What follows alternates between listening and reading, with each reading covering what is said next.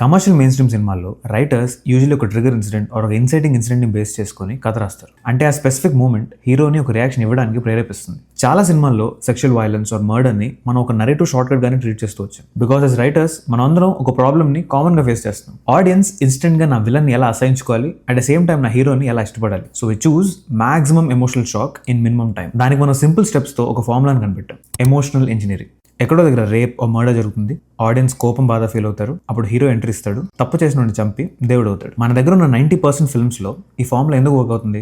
Because it instantly creates emotional outreach. Positive side చూస్తే yes, బయట రియాలిటీని చూపిస్తున్నాం, హీరోకి ఒక మంచి పర్పస్ ఇస్తున్నాం, అట్ ద సేమ్ టైం ఇలాంటి పనులు చేయొద్దు అని ఎడ్యుకేట్ కూడా చేస్తున్నాం. But on the other side things are different. Women characters లా కాకుండా they become plot devices, more like emotional triggers and motivation tools. Story telling terms లో వి కాల్ ఇట్ ఫ్రిడ్జింగ్. ఆ సెక్షువల్ వైలెన్స్ ని director ఏ intention తో చూపిస్తున్నాడు.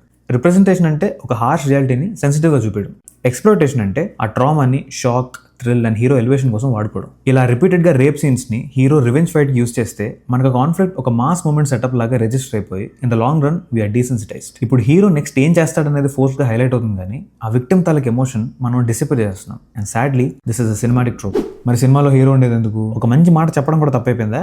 I get it. End of the day commercial సినిమాల్లో ఎవరు అప్రోచ్ వాళ్ళది, and I'm not here to teach anything. But ఒక సీరియస్ ఇష్యూ అడ్రస్ చేసిన వెంటనే ఆడియన్స్ మూడ్ చేంజ్ చేయడం కోసం ఒక డాన్స్ నెంబర్ పెట్టడం, that defeats the whole purpose of why you're telling the story.